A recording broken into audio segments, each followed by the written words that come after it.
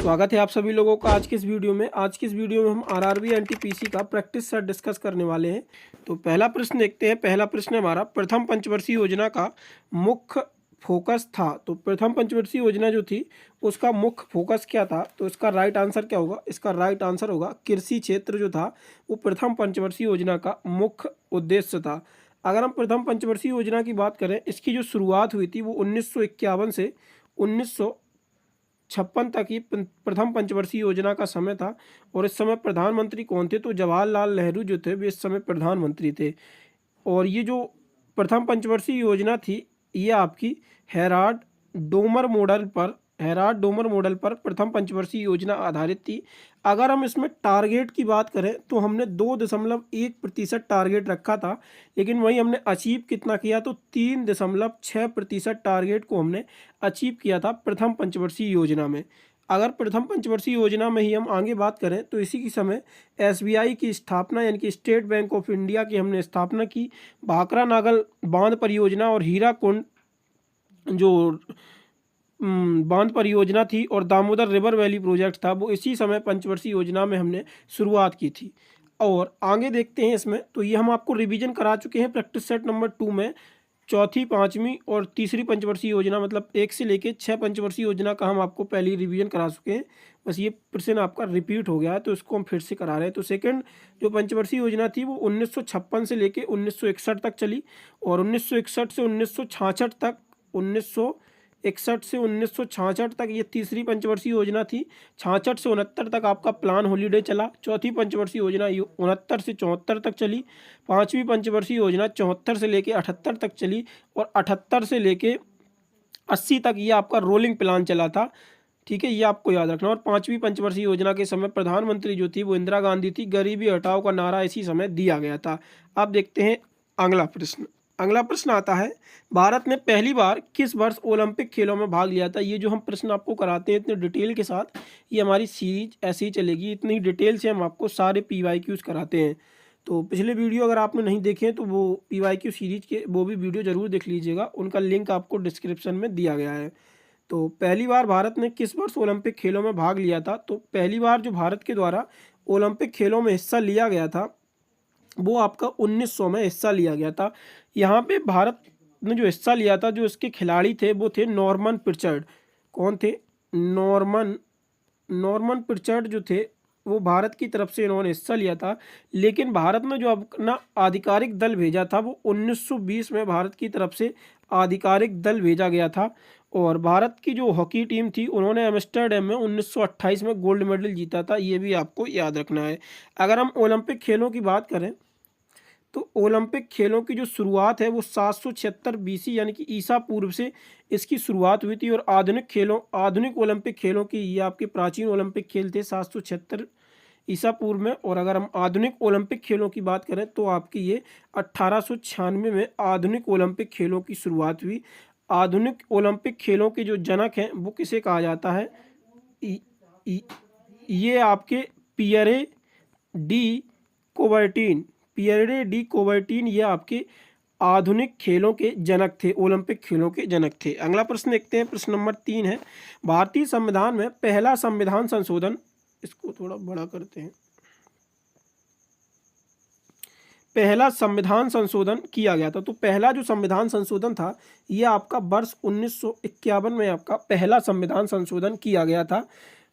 और ये जो पहला संविधान संशोधन था ये 9वीं अनुसूची इसमें जोड़ी गई थी, 9वीं अनुसूची। और ये भूमि सुधार से संबंधित था। किससे?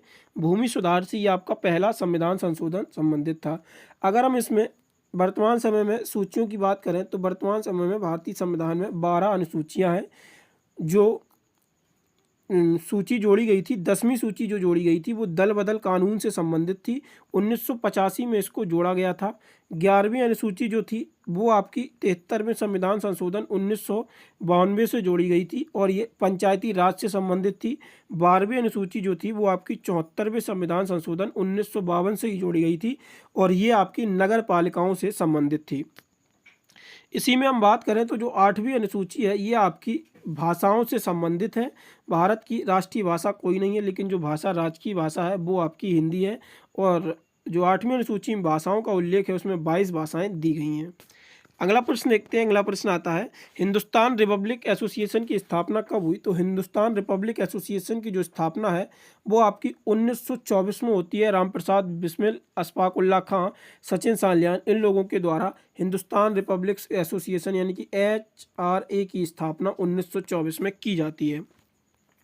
अगला प्रश्न आता है, नवल 12 उत्सव किस राज्य से संबंधित है? तो इसका राइट आंसर होगा उड़ीसा। उड़ीसा राज्य के जो प्रमुख उत्सव हैं इसमें तो एक आपका आता है रथ यात्रा। पहला जो आता है इसमें रथ यात्रा होता है। कोणार्क नृत्य उत्सव जो होता है वो उड़ीसा से ही संबंधित है। अगर हम असम की बात करें तो असम में बिहू। अम्बुबाची मेला, अम्बुबाची मेला जो है ये आपका कामाख्या देवी मंदिर में लगता है। देहिंग पटकाई उत्सव, मेदम मेफी उत्सव, ये आपका कहाँ पे? असम में मनाया जाता है। वहीं अगर हम सिक्किम की बात करें तो सिक्किम में जो उत्सव मनाया जाता है वो है आपका सागा दावा, माघी संक्रांति, ये आपके सिक्किम में उत्सव मनाए जाते हैं। अगला प्रश्न है आपका, भारतीय संविधान में स्वतंत्रता, समानता और बंधुत्वता की अवधारणा को किस देश से अपनाया गया है?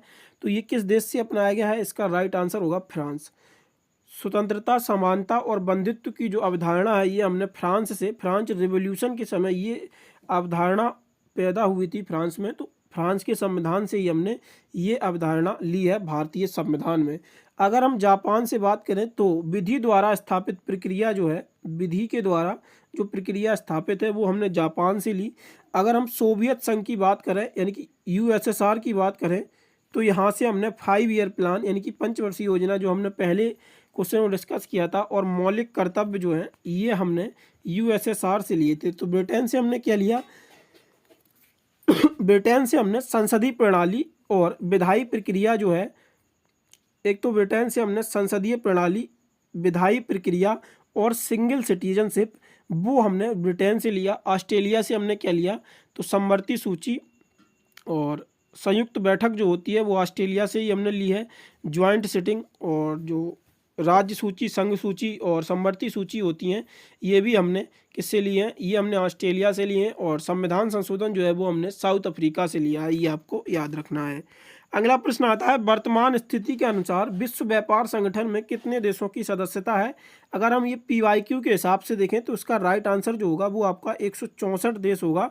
उस समय 2016 में जो लेटेस्ट ऐड हुआ था वो कौन हुआ था? तो अफगानिस्तान ये ऐड हुआ था। ये PYQ का ही प्रश्न है, लेकिन अब ये प्रश्न जो है वो अपडेट हो चुका है। तो वर्तमान समय में जो विश्व व्यापार संगठन में सदस्य हैं, अभी आपको लेटेस्ट ये अपडेट याद रखना है। तो वर्तमान स्थिति के अनुसार जो सदस्य हैं ये आपके 166 सदस्य हो चुके हैं विश्व व्यापार संगठन में।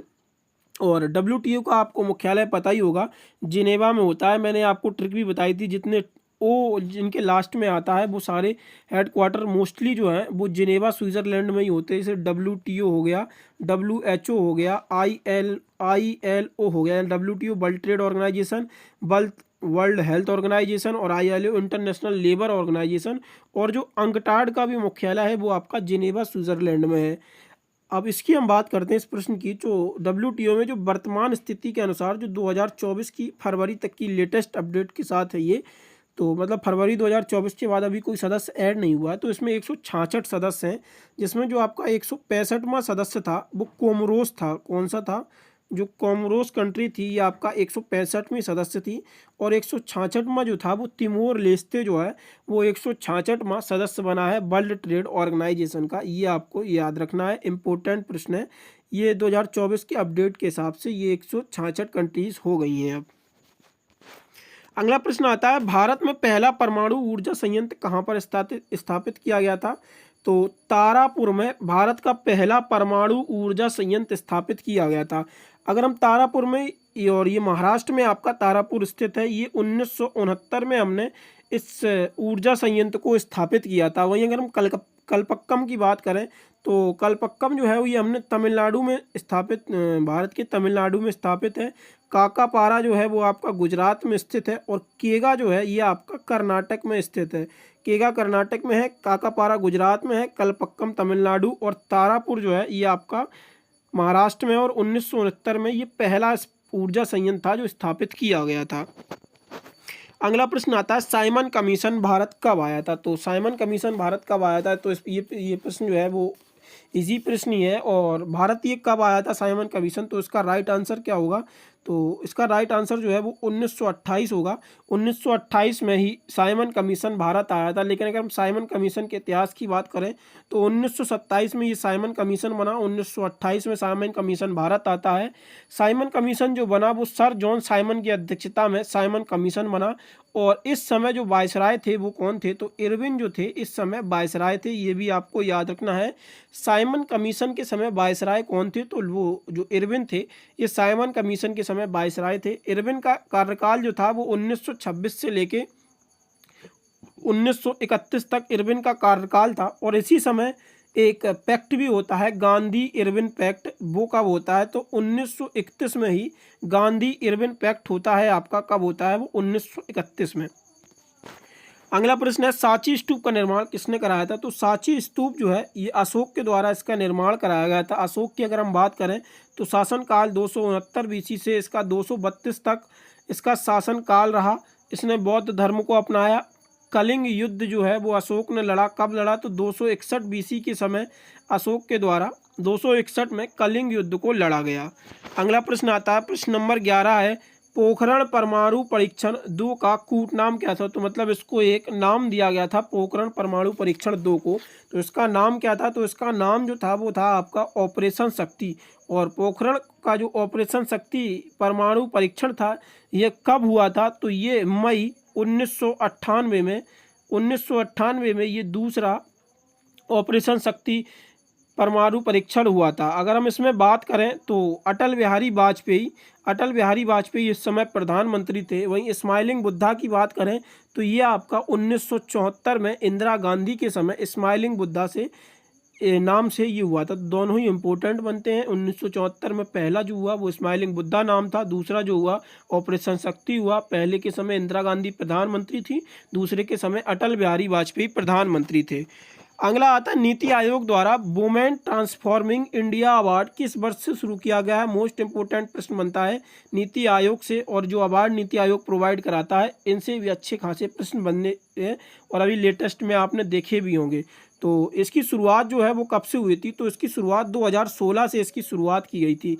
नीति आयोग की अगर हम बात करें तो नीति आयोग पहले योजना आयोग जो हुआ करता था, जो पंचवर्षीय योजनाएं बनाया करता था, उसके ही स्थान पर अब नीति आयोग को लाया गया है। नीति आयोग जो है वो national institution for transforming India इसका फुल फॉर्म होता है। इसकी स्थापना जो है वो 1 जनवरी 2015 को नीति आयोग की स्थापना की जाती है।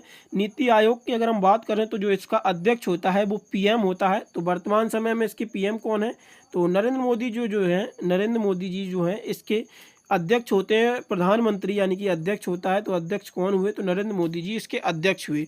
वही नीति आयोग के अगर हम सीईओ की बात करें, यहाँ से प्रश्न इंपॉर्टेंट बनता है। तो सीईओ जो है वो अभी वर्तमान समय में BR सुब्रमण्यम है। और 22 चेयरमैन की बात करें तो 22 चेयरमैन जो हैं वो आपके सुमन बेरी हैं नीति आयोग की। ये दोनों नाम आपको याद रखने हैं। अगला प्रश्न आता है संयुक्त राष्ट्र परिषद के कितने अस्थायी सदस्य होते हैं। तो संयुक्त राष्ट्र परिषद में आपके 5 तो परमानेंट मेंबर्स होते हैं और 10 आपके अस्थायी सदस्य होते हैं। तो इसका राइट आंसर क्या होगा, 10। अगर हम संयुक्त राष्ट्र परिषद की बात करें तो इसका मुख्यालय जो है वो आपका न्यूयॉर्क में इसका मुख्यालय है। और इसके जो परमानेंट मेंबर हैं वो कौन से हैं, तो एक तो आपका यूनाइटेड स्टेट हो गया, यूनाइटेड किंगडम यानी कि ब्रिटेन इंग्लैंड जो इसको कहते हैं, और चाइना हो गया, फ्रांस हो गया, और रसिया जो हो गया। पहले USSR हुआ करता था लेकिन अब वर्तमान स्थिति के हिसाब से ये रसिया ये आपके 5 परमानेंट मेंबर हैं, ये आपको याद रखना है। जो संयुक्त राष्ट्र सुरक्षा परिषद है इसकी स्थापना कब होती है, तो इसकी स्थापना जो है वो 24 अक्टूबर 1945 को इसकी स्थापना होती है। और 24 अक्टूबर को ही हम संयुक्त राष्ट्र दिवस के रूप में मनाते हैं।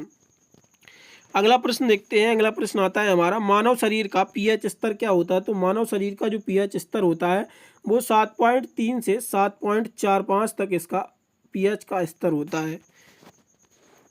भौतिक विज्ञान की कौन सी शाखा विराम अवस्था में द्रव्यों के गुणों से संबंधित है। तो विराम अवस्था में जो द्रव्य होते हैं उनसे कौन सी शाखा संबंधित होती है, तो द्रव्य स्थिति विज्ञान जो होती है यह आपकी विराम अवस्था में द्रव्यों की गुणों से संबंधित होती है।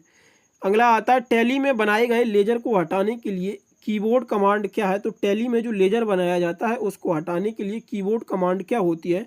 इसका जो राइट आंसर होगा वो आपका क्या होगा? तो अल्ट प्लस डी आपका ये होता है। तो अगर कंप्यूटर की अगर हम बात करें तो 1 से 2 प्रश्न आपके एनटीपीसी में जो प्रीवियस ईयर में थे वो रेगुलरली बने हैं। तो कंप्यूटर में आपके 1 प्रश्न तो कन्फर्म होता है, यहाँ तक कि 2 प्रश्न भी देखने को मिले हैं कंप्यूटर के। प्रसिद्ध हिंदी उपन्यास तमस के लेखक कौन है? तो भीष्म साहनी जो है वो आपके तमस के लेखक हैं। राजा रवि वर्मा एक प्रसिद्ध थे। तो राजा रवि वर्मा जो थे ये आपके एक प्रसिद्ध चित्रकार थे। धातुओं के पतले तारों में खींचे जाने की क्षमता क्या कहलाती है? तो धातुओं को जो पतले तारों में खींचा जाता है ये क्षमता क्या कहलाती है? तो ये क्षमता जो होती है ये तान्यता कहलाती है। कंप्यूटर में डेटा को किस रूप में एकत्रित किया जाता है? तो कंप्यूटर में जो डेटा एकत्रित होता है ये आपका बाइनरी फॉर्म में डेटा एकत्रित होता है। इनसेट 1B चालू कब किया गया था? तो इनसेट 1B है जो आपका कमीशन किया गया था 1983 में। इसको कैनेडियाई स्पेस सेंटर से दूरसंचार और मौसम विज्ञान के लिए चालू किया गया था। तो 1983 इसका सही आंसर होगा। अगला आता है पुष्प में स्त्री केसर डैश है। तो स्त्री केसर क्या होता है? तो इसका राइट आंसर क्या होगा? इसका जो राइट आंसर होगा एक मादा जनन अंग है ये जो स्त्री केसर होता है फ्लावर में, पुष्प में। कहा जाता है कि भारत का पहला राष्ट्रीय ध्वज 1906 में पर फहराया गया था। तो ये आपका कोलकाता में फहराया गया था पहला राष्ट्रीय ध्वज।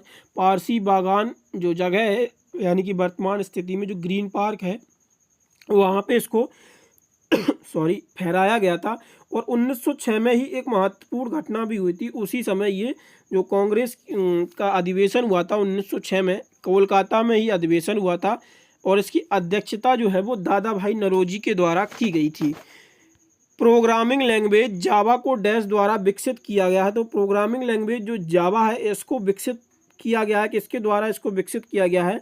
तो जेम्स गॉसलिंग जो है इनके द्वारा प्रोग्रामिंग लैंग्वेज को विकसित किया गया है। हमारी कोशिश है कि हम आपको कंप्यूटर्स के जो PYQs हैं वो ज़्यादा से ज़्यादा प्रोवाइड करा दें और हम आपको एक जो PYQs पूछे गए हैं 2019 में, 16 में और 21 में, उन सभी का एक कंपाइलेशन दे दें 250 से 300 प्रश्न का, जिससे आप कंप्यूटर का प्रीवियस ईयर कर लें तो उन्हीं से प्रश्न आसानी से बन जाएगा, जिससे आपका 1 से 2 मार्क्स कंप्लीट हो जाए। तो उसके लिए आप हमारे टेलीग्राम को ज्वाइन कर लीजिएगा। वहाँ पे हम आपको प्रीवियस ईयर का कंपाइलेशन दे देंगे और ये जो PDF होती हैं वो भी हम आपको वहीं पे प्रोवाइड कराते हैं, तो उसको आप कर लीजिएगा। और टेस्ट देने के लिए NTPC के आप लोग हमारे ऐप को भी डाउनलोड कर सकते हैं। उसका लिंक आपको डिस्क्रिप्शन में दिया गया है। तो अगर आप टेस्ट देना चाहते हैं तो उसको डाउनलोड कर लीजिएगा। HTTP का पूर्ण रूप क्या होता है? ये हमने पिछले वीडियो में आपसे प्रश्न पूछा था। तो इसका जो राइट आंसर था सभी लोगों ने इसका सही आंसर दिया था।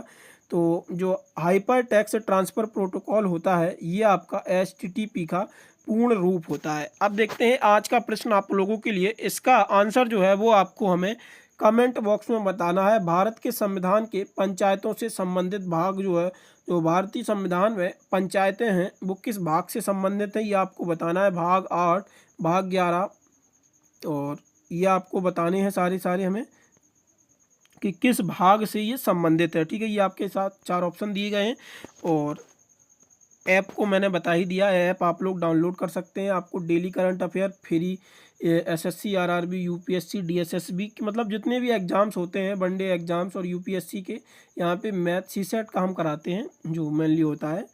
और SSC, रेलवे और डिफेंस के जितने भी एग्ज़ाम्स होते हैं सबके हम weekly current affair, monthly current affair और डेली करंट अफेयर का कंपाइलेशन देते हैं फ्री ऑफ कॉस्ट। और जो भी नोट्स होते हैं और मॉक टेस्ट होते हैं सब हम फ्री देते हैं।